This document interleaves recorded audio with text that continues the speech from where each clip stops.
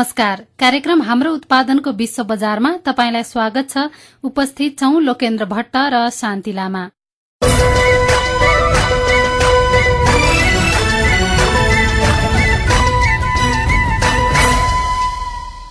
कार्यक्रम हाम्रो उत्पादनको विश्व बजार युरोपियन युनियनको आर्थिक सहयोगमा सञ्चालित गो इन्टरनेशनल परियोजना अन्तर्गत उत्पादन गरिएको कार्यक्रम हो। यो कार्यक्रम नेपाल उद्योग परिसंघ सीआईआई र सेन्ट्रिक अस्ट्रिया इन्टरनेशनल सीएआई संघको सहकार्यमा विश्व परिदृश्य वकालत मञ्चले काठमाडौँमा तयार पारेको हो। गो इन्टरनेशनल परियोजनाले नेपाल सरकार वाणिज्य तथा आपूर्ति मन्त्रालयले पहिचान गरेका तुलनात्मक लाभ भएका तथा निर्यातजन्य वस्तु र सेवाको अन्तर्राष्ट्रिय बजार प्रवर्धनको क्षेत्रमा काम गर्छ। नेपाल व्यापार एकीकृत रणनीति 2010 मा समावेश गरिएका 19 वटा वस्तु तथा सेवाहरूमध्ये गो इन्टरनेशनल परियोजनाले एक जिल्ला एक उत्पादन अन्तर्गत 10 जिल्लाका 10 वटा वस्तुहरूलाई परियोजना कार्यान्वयनको लागि छनौट गरेको छ। कृषि खाद्य वस्तुहरू, चिया, अलैंची, अदुवा, मुसुरोको दाल र औषधिजन्य जडीबुटी एवं सारयुक्त तेललाई छनौट गरिएको छ। त्यस्तै हस्तकला तथा औद्योगिक वस्तुहरूमा चाँदीका गहना, नेपाली हाते कागज, पश्मिना र ऊनका उत्पादनहरू रहेका छन्। सेवा क्षेत्रमा धार्मिक पर्यटकीय क्षेत्र लुम्बिनीलाई प्रवर्धनको क्षेत्रको रूपमा छनौट गरिएको छ। कार्यक्रम हाम्रो उत्पादनको विश्व बजारमा हामी निर्यातजन्य उत्पादनको बजारका विभिन्न पक्षहरू र स्थानीय स्तरमा उत्पादित वस्तु तथा सेवाको प्रवर्धन गर्नुका साथै त्यसको राष्ट्रिय र अन्तर्राष्ट्रिय बजारमा प्रवर्धनका लागि सरोकारवालाहरूसँग छलफल र अन्तर्क्रिया गर्छौं। कार्यक्रम हाम्रो उत्पादनको विश्व बजार हरेक बुधबार उज्यालो 90 नेटवर्क काठमाडौँसँगै Ilam FM Ilam, radio Lumbini Rupandehi, Bheri FM Nepalgunj, radio Karnali Jumla र रेडियो सुदूर आवाज डडेलधुराबाट प्रसारण हुन्छ। आजको कार्यक्रममा हामी रूपन्देहीमा होटल व्यवसायको सम्भावना र चुनौतीका विषयमा रूपन्देही होटल व्यवसायी संघका पूर्व अध्यक्ष माधव नेपालसँग गरिएको कुराकानी, हरेक क्षेत्रमा समस्यासित सँगसँगै चुनौतीहरू पनि हुन्छन्, त्यसलाई चाहिँ एउटै रूपमा लिनु पर्ला, यसका पनि आफ्ना खालका चुनौती होलान्। होटल व्यवसायको भोलिको भविष्य चाहिँ नि उज्जवल छ भन्ने मैले देखेँ। बाँकेको होलियामा मुस्रो उत्पादन किन घट्दैछ भन्ने विषयमा एक रिपोर्ट। एकातिर चाहिँ शीतलहरी र यो हिउँदे बर्खाले गर्दाखेरि जुन अवस्थामा उसको चाहिँ फूल लाग्ने अवस्थाको वृद्धि विकास धेरै भयो भने अल्टिमेटली त्यसले चाहिँ उत्पादनमा कमी ल्याउँछ। र अल्लो तथा उनीका सामग्रीहरूको व्यवसाय गर्दै आउनुभएका बाजुरा जिल्लाका रंगादेवी बुढासँगको कुराकानी प्रस्तुत गर्नेछौं। कार्यक्रम सुन्दै गर्नुहोला।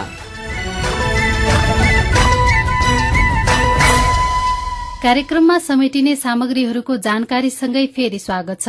रूपन्देहीमा होटल व्यवसाय फस्टाउँदै गएको छ। बुटवलका होटलहरूमा हालसम्म 1 करोड़ 50 लाख रूपियाँ भन्दा बढ़ी लगानी भएको छ। गत आर्थिक वर्ष 2070-71 मा सो लगानी भएको होटल तथा रेस्टुरेन्ट व्यवसाय संघ रूपन्देहीको तथ्याङ्क छ। बुटवलमा प्रत्येक वर्ष होटल थपिने क्रम जारी छ। बुटवलमा हालसम्म साना ठूला गरी करिब 600 भन्दा बढ़ी होटलहरू खुलेका छन्। लुम्बिनी लगायत पर्यटकीय क्षेत्रहरूको समुचित विकास र लुम्बिनी अञ्चलका समग्र पर्यटकीय क्षेत्रको उचित विकास गर्न सके होटल व्यवसायले विकासको नयाँ फड्को मार्न सकिने देखिन्छ। रूपन्देहीमा होटल व्यवसायको सम्भावना र चुनौतीका विषयमा केन्द्रित रहेर सहकर्मी प्रकाश गौतमले रूपन्देही होटल व्यवसायी संघका पूर्व अध्यक्ष माधव नेपालसँग कुराकानी गर्नुभएको छ। समग्रमा भन्नुपर्दाखेरि होटल व्यवसायहरूको अवस्थालाई मैले सामान्य लिएको छु, किनभनेदेखि जति पनि होटल व्यवसाय सञ्चालन गरेर बस्नुभएका व्यवसाय मित्रहरू हुनुहुन्छ उहाँले सहज र सरल तरिकाले व्यवसाय सञ्चालन गर्दै आइराख्नु भएको छ। तथापि हरेक क्षेत्रमा समस्यासित सँगसँगै चुनौतीहरू पनि हुन्छन्, त्यसलाई चाहिँ एउटै रूपमा लिनु पर्ला, यसका पनि आफ्ना खालका चुनौती होलान्।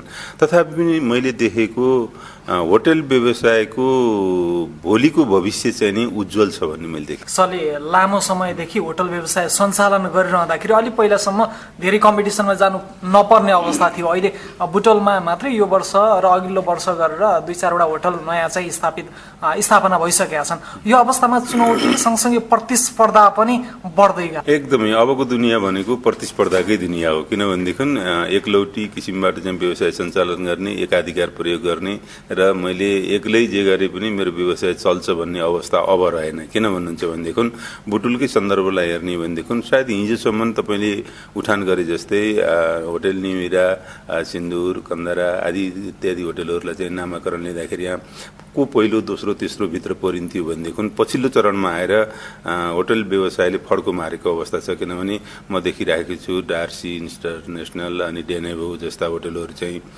बुटोलमा चाहिँ सञ्चालन भएका छन्। तथापि उहाँहरूले सञ्चालन गर्नु अत्यन्त स्वागत योग्य कुरा हो। किन यो स्वागत योग्य हो भनेदेखि बुटोलको पर्यटन प्रवर्धनमा अथवा पर्यटन विकासमा अथवा होटलको क्षेत्रमा यी होटलहरूले चाहिँ थप इँटा चाहिँ जोड्ने काम चाहिँ गरेका छन्। यस मामलामा म अत्यन्त खुसी छु। यतिले मात्रै पनि पुग्दैन, म त भन्छु भोलिका दिनमा यस क्षेत्रमा अब स्टार लेभलहरूको होटलको आवश्यकता छ।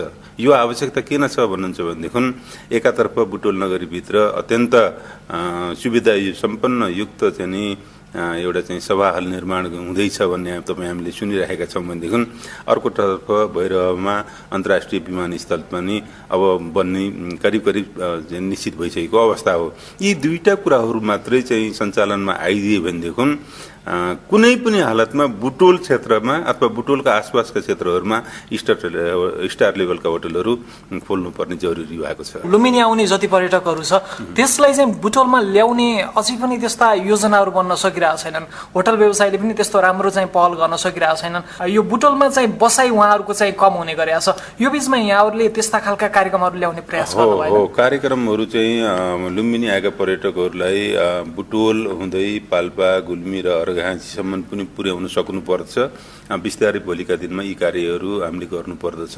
प्याकेज प्रोग्रामहरूको चाहिँ सञ्चालन गर्नुपर्छ। यो मलाई पनि लागु कुरा हो। तथापि मैले बुझेको के हो भनेदेखि अहिले जति पनि लुम्बिनीमा चाहिँ पर्यटकहरू आउनुहुन्छ नि उहाँहरू बुटोल भैरुवा अलिअलि मात्रै र बुटोलसम्म किन आउन सक्नु भएको छैन भनेदेखि त्यो लुम्बिनी क्षेत्रभित्र आफ्ना मन्दिरहरूभित्रै यो चाहिँ गुम्बाहरू सञ्चालन गरिएका छन् होइन। मोनास्ट्रीहरू त्यहाँ सञ्चालन छन्। एउटा मोनास्ट्रीभित्र तपाईँको 150-200 जना मान्छेहरू सुत्न मिल्ने अवस्था छ। म के आग्रह गर्छु भनेदेखि साँच्चै नै पर्यटनको प्रवर्धन गर्ने हो भने त्यहाँ आउने सम्पूर्ण पर्यटकहरूलाई बाहिरका होटलहरूमा चाहिँ बस्ने व्यवस्था मिलाउने भनेदेखि लुम्बिनी, भैरुवा, बुटोलका सबै होटलहरूलाई चाहिँ नि चान्स पाउँछन् जस्तो लाग्छ। यसो गरिराखिएको छ। यो सरकारको तर्फबाट गरिएको हो कि अथवा लुम्बिनी विकास कोषले गरिएको हो कि अथवा उहाँहरूको स्वेच्छाले त्यहीँ बस्न खोज्नु भएको, यो मैले गहिरो अध्ययन गरेको छैन। तथापि ती पर्यटकहरूलाई बाहिर ल्याउने वातावरण सिर्जना गर्न सकियो भने यस क्षेत्रको पर्यटन प्रवर्धनमा ठुलो फड्को मार्छ जस्तो मलाई लाग्छ। अरू विषयमा चाहिँ प्रतिस्पर्धा हुन्छ तर उहाँहरूलाई यहाँ ल्याउनुपर्छ भन्ने विषयमा यहाँहरू कतै चाहिँ एक हुन नसकेकै कारणले गर्दाखेरि बुटोलमा उहाँहरू आउने सम्भावना घटेर गएको हो। एकदम राम्रो कुरो। यस विषयमा लुम्बिनी क्षेत्रमा सञ्चालन गर्दै आउनुभएका होटल व्यवसायीहरूले पनि बारम्बार आवाज उठाइदिँदै आइराख्नु भएको छ र भैरुवा क्षेत्रमा होटल व्यवसाय सञ्चालन गर्ने तपाईँको सुनौली क्षेत्रमा होटल व्यवसाय सञ्चालन गर्ने मित्रहरूले पनि मोनास्ट्रीभित्र नराखिदिनुहोस्, बाहिर चाहिँ पर्यटकहरूलाई छोडिदिनुहोस् भन्ने आवाज चाहिँ उठाउनु भएको छ। सँगसँगै उहाँहरूको कुराहरूसँग हामी सहमत छौँ। किनभनेदेखि यसो गर्नु हुँदैन। यो खालको प्रक्रिया चाहिँ रोकिनुपर्छ र खुला रूपले बाहिर आएर चाहिँ यत्रतत्र आफ्नो इच्छा लागेका ठाउँहरूमा चाहिँ पर्यटकहरू बस्नुपर्छ। यसमा हामी अझै पनि जोरदार रूपले आफ्ना आवाजहरू उठाउनेछौँ र मलाई लाग्छ भोलिका दिनमा सायद सहजता प्राप्त होला। हजुर, अब अलिकति अब सबै विषयमा सरकारसँग केही कुराहरू केही मुद्दाहरू चाहिँ जोडिने भएको हुनाले यहाँहरूले पनि अपेक्षा राख्नु भएको छ सरकार स्थिर भइदियो अथवा संविधान बन्यो भने हामीले व्यवसाय गरेर खाने अवस्था सिर्जना हुन्थ्यो कि भन्ने सबैको चाहना छ।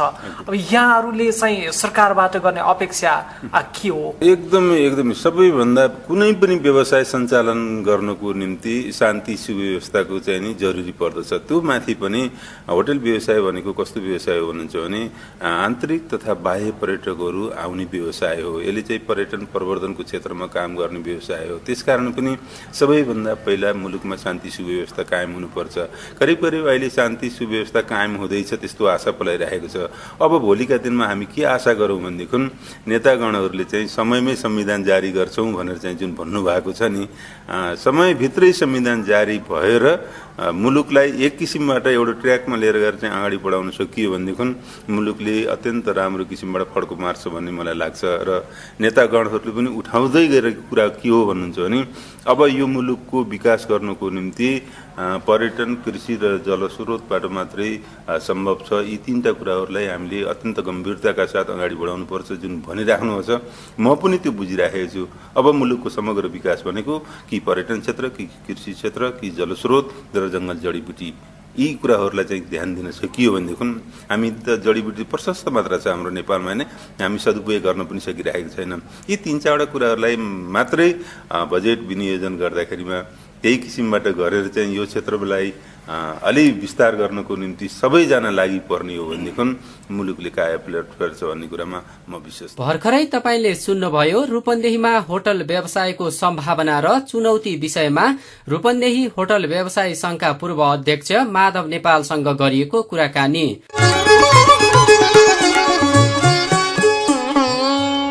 गो इन्टरनेशनल परियोजना अन्तर्गत स्थानीय स्तरका व्यापार व्यवसाय बढाउन र स्थानीय स्तरका साना तथा मझौला उद्यमीहरूलाई व्यापार सल्लाह र व्यवसाय विकास सेवा प्रदान गर्नको लागि 5वटै विकास क्षेत्रमा सेवा विकास केन्द्रको स्थापना गरिएको छ।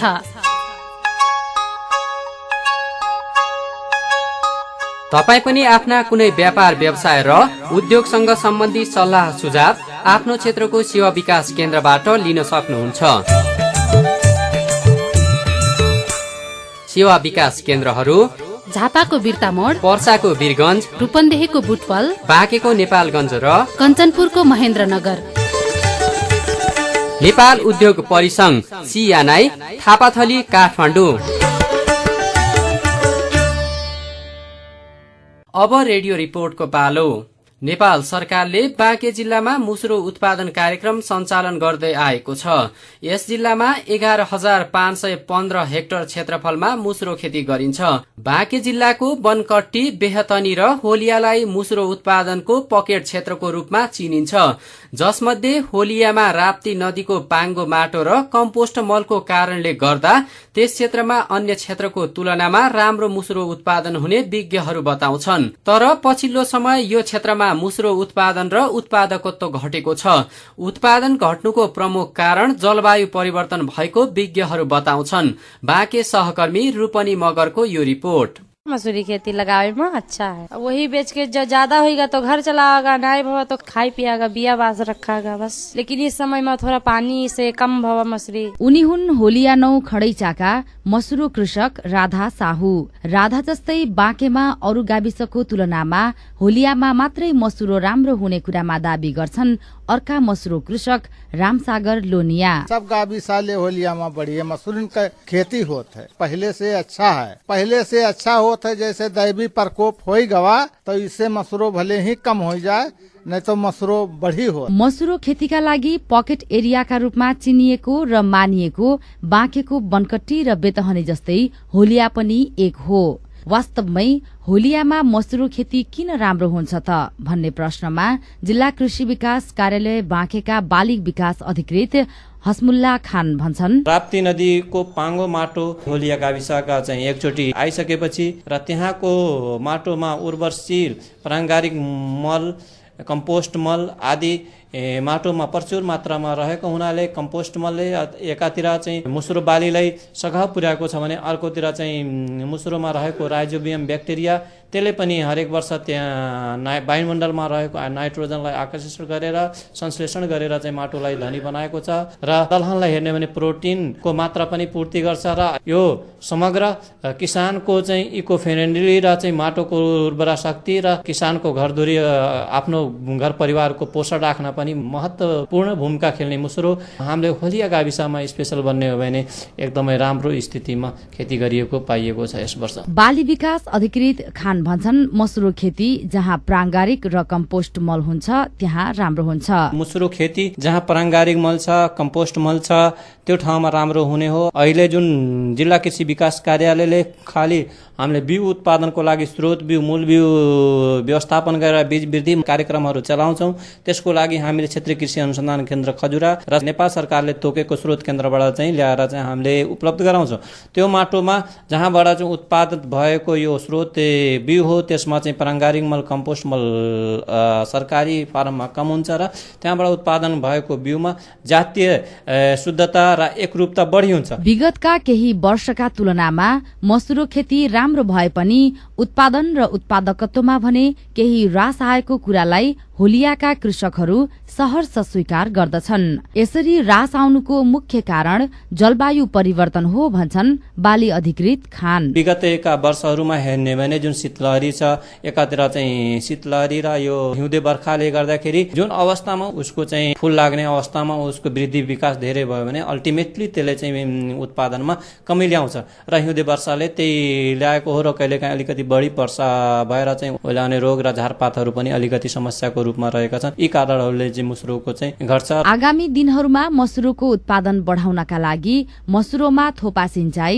र स्प्रिङ सिंचाईको व्यवस्थालाई लागू गर्न सकियो भने मसुरो खेतीबाट सोचे जस्तै आमदानी गर्न सकिने कुरामा विश्वास व्यक्त गर्दै यी प्रविधिलाई अर्को वर्षदेखि बाँकेमा लागू गरिने तयारी जिल्ला कृषि विकास कार्यालय बाँकेले गरिरहेको पनि बताउँछन् पुनः बाली विकास अधिकृत हसमुल्ला खान। फ्लडिङ गरेर जुन हामीले पानी पटाएर चाहिँ काटेर फ्लडिङ गरेर चाहिँ सिंचाई गर्छौं, त्यो प्रविधिबाट मसुरो चाहिँ ओइलिन्छ र थोपा सिंचाई, स्प्रिङ्कलर सिंचाई, यी प्रविधिहरू पनि यदि हामीले भित्राउन सक्यौं र चाहिँ किसानलाई टेवा दियौं भने अझै पनि मसुरोको उत्पादन र उत्पादकत्व बढाउन सक्छौं र यी प्रविधिहरू किसानहरूले पनि माग गरेका छन् र यसलाई हामी डेमोन्स्ट्रेसनको अर्को वर्षबाट हामीले सुरुवात गर्ने सोच राखेका छौं। वास्तवमै मसुरो खेतीबाट आमदानी बढाउनका लागि कृषकहरूले खेतबारीको स्याहार सुसार गर्नुका साथसाथै उनीहरूलाई विभिन्न तालिमहरू दिँदै नयाँ प्रविधिबाट बाली लगाउन सिकाउने हो भने पक्कै पनि उत्पादन र उत्पादकत्वमा सोचे जस्तै वृद्धि हुनेछ। यो थियो बाँकेको होलियामा मुसुरो उत्पादन किन घट्दैछ भन्ने विषयमा सहकर्मी रूपनी मगरले तयार पार्नु भएको रिपोर्ट। तपाई अहिले युरोपियन युनियनको सहयोगमा सञ्चालित रेडियो कार्यक्रम हाम्रो उत्पादनको विश्व बजार सुन्दै हुनुहुन्छ। यो कार्यक्रम उज्यालो 90 नेटवर्क काठमाडौँसँगै Ilam FM Ilam, radio Lumbini Rupandehi, Bheri FM Nepalgunj, radio Karnali Jumla र रेडियो सुदूर आवाज डडेलधुराबाट सुनिरहनु भएको छ।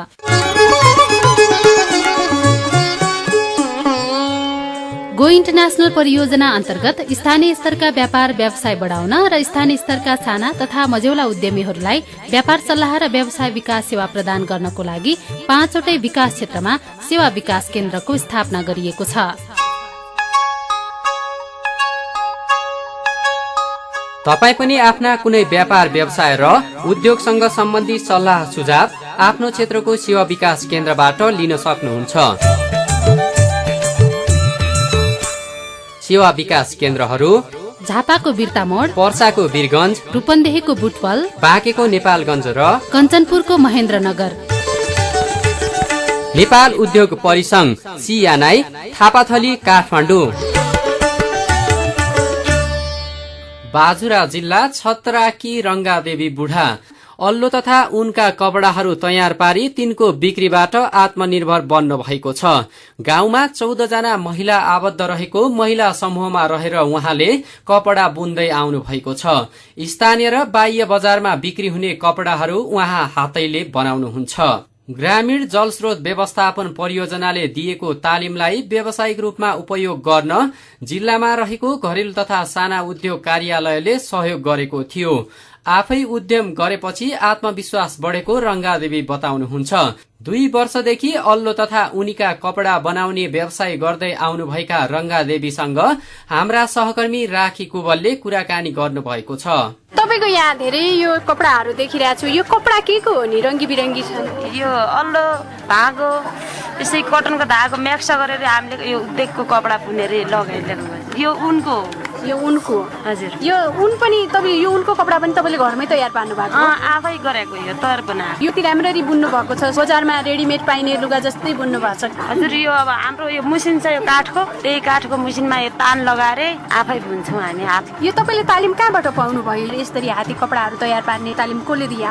हजुर। अब त्यही कर्मचारीहरू माथिल्लो बेला जानुभयो, देखेर माग गर्यो, यो जलस्रोतबाट त्यहीबाट सबैले चन्दा हालेर यो घरेलु सरबाट चन्दा ग्रामीण जल स्रोत व्यवस्थापन परियोजनाले चाहिँ तालिम दिएको हो दिएको अनि घरेलुले पनि सहयोग गर्यो सबैले सहयोग गर्यो अनि अहिले तपाईँको यहाँ थुप्रै थरीका कपडाहरू देखिरहेका छन् यो के का लागि प्रयोग गर्नका लागि हो यो जस्तै यो छ हैन अनि यो छ यिनीहरू के का लागि प्रयोग हुन्छन् अनि यो कोटको लागि हजुर यो हामी महिलाहरूले चौबन्दी चोलो भन्ने सिलाए पनि हुन्छ हजुर न्यानो हुन्छ क्या लगाउँदाखेरि एकदमै न्यानो हुन्छ अनि यो अल्लो अनि यो भाङोको भन्नुभयो अल्लो भाङो कति टाढा पाउँछ त्यो पाउन गाह्रो छ या तपाईँको गाउँघरमा सहजै रूपमा पाइन्छ हजुर एकदमै हामीलाई समस्या हुन्छ जङ्गलतिर जाने हुन्छ दिनभरि हिँडेको गर्ने बासा यत्रै मात्रै पाउँछौँ हामी एउटा कपडा तयार पार्नका लागि पनि हुँदैन है दिनभरि हजुर कहाँ एउटा कपडा लगाउने 1 मिटरले पनि पुग्दैन यो कति रुपियाँ मिटर बेचिरहनु भएको छ तपाईँले यो 400 मिटर हजुर यो 1000 रुपियाँ मिटर हजुर यो कपडा त देख्नमा उस्तै छ तर क्वालिटी फरक होला नि है त्यही भएर यो फरक हो यो अब अल्लाबाट धेरै अब हाम्रो पियर अल्लो मात्र भयो हैन हजुर यसमा उन पनि मिक्स भएर यो अलि सस्तो यो महँगो त्यही भएर हो कि यो उनबाट सस्तो भयो हजुर अनि यो आप जङ्गलतिरबाट ल्याएर अल्लाहको आफूले मिहिनेत गरेर अछि महँगो भयो कति वर्षदेखि तपाईँ यस्तो काम गरिरहनु भएको छ भइगयो अहिले 2 साल भइगयो हजुर काम गरेको तपाईँको यो अहिलेसम्म तपाईँको उत्पादन चाहिँ कहाँ पठाउनु भएको छ यो हाम्रो विदेशमा कुरियरले लग्नु भएको छ अनि मारतोडीको घरेलु सरले लग्नु भयो हजुर अनि धनगढीको घरेलु सरले लग्नु भयो अनि वार्षिक रूपमा कति जति आम्दानी गर्नुहुन्छ तपाईँले योबाट यो आम्दानी खासै गरिसकेको छैन हजुर अझ 20 अलग अलग जान्छ खास टोटल भएको न त्यसैले हामीलाई पनि खासै थाहा भएको न यति आम्दानी गर्यो भन्ने टोटल हिसाबमा त अब हामीले गरिसकेका छैनन् ए त्यही भएर अनि जस्तै तपाईँको गाउँसम्म पुगिसकेपछि देखेर विदेशीहरूले लाने गरेका छन् या अर्डर गर्छन् कसैले हामीलाई यस्तो चाहिएको छ यस्तो तयार गरिदिनु होला भनेर गर्छन् बाहिरबाट अर्डर गर्छन् हजुर अनि विदेशमा चाहियो भने चाहिँ हामीलाई धनगढीतिर पठाउने धनगढीबाट घरेलु सेलबाट त्यहीबाट बाहिर विदेशमा पनि जाने बाउबाट आएर आफै पनि लग्ने भए हजुर अनि बाहिर बढी जसो यो विदेशमै लग्छन् हजुर हामी यो ठाउँमा खासै चलेको छैन समूहगत रूपमा यो उत्पादन गर्नुहुन्छ कि कपडा चाहिँ व्यक्तिगत रूपमा उत्पादन गर्नुहुन्छ सबै समूहमा गर्छौँ हजुर अहिले व्यक्तिगत पनि गरिसकेको छ कति जनाको समूह छ तपाईँको 14 जनाको समूह हजुर महिला मात्रै पुरुष छैन महिलाहरू आफै मेसिन चलाउने आफै अल्लो परिशोधन गर्ने आफै अल्लो खोज्न जाने सबै काम आफै गर्नुहुन्छ आफै जङ्गलमा काटेर ल्याउने आफै लोता गाड्ने आफैले डरममा पकाएर दिनभरि यो फिट्ने पानीमा हजुर त्यसपछि अब यो धागो बनाएर डरममा फिट्ने भन्नुभयो डरममा पकाउने हजुर सिधा यसलाई फिट्नु पर्यो नि तपाईँ यो भुवा बनाउनु पर्यो डोरी बनाउनु पर्यो यस्तै हजुर हजुर त्यो डोरी बनाएर चाहिँ अनि उद्योगमा गएर अनि मसिनमा कपडा बुन्न पायो यो यति धेरै चाहिएला नि त अनि यो त थोरै गरेर कति दिनमा एउटा चाहिँ तयार हुन्छ हामी यो हजुर अहिले अब लगभग हामी 2 मिटर बुन्छौँ हजुर एक दिनमा यो पुरै परिशोधन गरिसके उनबाट बुन्दाखेरि 2 मिटर दैनिकी बुन्नुहुन्छ तर यो उन नै तयार पार्नका लागि गरेर कति टाइम लाग्छ पार्नु त एकदमै डेली म्याडमले दिनभरि काटेको त्यो काटे उनलाई त अहिले धेरै हात बसेको छ नि त हजुर एक भुवा मात्र काट्नु भयो अहिलेसम्म एक लाछी भयो हजुर अझ एक लाछी आज काट दिनको एक लाछी मात्र बनायो अनि जङ्गलतिरबाट ल्याउनु त्यो कठिनाइ अब अलगै भयो हजुर त्यसमा एक दिन त्यो लोता गाड्नु एक दिन फिट्नु अनि यो 1 मिटरमा कति जति लाछी चाहिँ लाग्छ यो अहिले पर यत्रो डल्लो भयो भने चाहिँ हजुर अनि हामीलाई 1 मिटर यो सानो उब्रन्छ यसमा मोटामा त नि बोत्दैन अनि अहिले यो मसिनो धागो छ नि त हजुर यत्रो डल्लो भने चाहिँ अलिअलि यत्रो मात्र बन्छ मसिनोमा बुन्दाखेरि हुन्छ कि कपडा राम्रो मसिनोमा आउँदो हजुर मसिनो धागोमा चाहिँ बुने भने राम्रो हुन्छ यो अब अल्लो त हेर्दाखेरि अलिअलि सेतो टाइपको छ तर यहाँ कालो पनि मिक्स भएको छ नि यो हजुर यो हाम्रो तालिम दिने म्याडमले अनि यस्तै धागो ल्याएर यस्तो बुट्टो निकाल्नु होला भनेर तालिम दिएको दोस्रो तालिममा हजुर हामीले यो कलर तपाईँ बनाएको यो कालो चिज त धागो नै हो है यो अल्लो कटनको धागो यो कटनको धागो यो चाहिँ सेतो चाहिँ अल्लोबाट बनेको भयो हजुर तपाईँ आफ्नो पेसाप्रति कतिको सन्तुष्ट हुनुहुन्छ कहाँ सन्तुष्ट हुने हजुर अब हामी महिलालाई घरको समस्या अलगै हुन्छ यो उद्योगको अलगै हुन्छ हजुर एकै पेसा हुँदैन कि अब घरको पेसा पनि बढी हुन्छ यसको कम हुन्छ नि त घरबाट कतिको सहयोग पाउनु भयो श्रीमती मान्छेले त घरदेखि बाहिर निस्कनु पर्दैन घरको गहना हो बाहिर निस्के भनेपछि दुनियाँ कुरा भन्थे आजकल त्यस्तो छ कि छैन जे श्रीमानको पनि सपोर्ट पाउनु भएको छ श्रीमानको त बढी सपोर्ट पाउँछ ए हजुर अहिले हामीले हामीले श्रीमानले के अरे श्रीमानले घर छोडेका छैन अझै भाँडा मासेका छन् हजुर हामीले बाहिरी इन्डियातिर गए जसरी घुमेका छौँ त्यसो भए अहिले महिला अधिकार साँच्चीकै हामीले पाए भन्ने महसुस चाहिँ गर्नुभएको हजुर अधिकार पाए भन्ने महसुस गरेका छौँ एकातिर आफ्नो पेसा पनि भइहाल्यो अर्कोतिर देख्न पाइयो यस्तो ठाउँ हेर्न पायौँ पहिला त एक दिन बाहिर गएपछि त्यो महिला छोडे पनि हुन्छ भन्ने अवस्था पनि थियो नि त त्यो अहिले त्यो स्थिति हट्यो अल्लो र उनीका कपडा बनाउने बाजुराका उद्यमी रंगादेवी बुढा हाम्रा सहकर्मी राखी कुँवरसँग कुराकानी गर्दै हुनुहुन्थ्यो यो कुराकानीसँगै आजका लागि बिदा हुने समय भएको छ कार्यक्रमप्रति तपाईंको सल्लाह सुझाव पठाउनका लागि हाम्रो ठेगाना हो रेडियो कार्यक्रम हाम्रो उत्पादनको विश्व बजार विश्व परिदृश्य वकालत मञ्च post box number 9929 Kalanki Kathmandu phone तथा फ्याक्स नम्बर 014284111 साथमा हाम्रो इमेल ठेगाना wvaf.radio@gmail.com मा पनि पत्राचार गर्न सक्नुहुन्छ तपाई हामीलाई उत्पादन तथा व्यापार सम्बन्धी प्रश्न तथा समस्या पनि पठाउन सक्नुहुन्छ यसका साथै तपाईले हाम्रो उत्पादनको विश्व बजार सुनिरहनु भएको स्थानीय रेडियो मार्फत पनि हामीलाई सल्लाह र सुझाव पठाउन सक्नुहुन्छ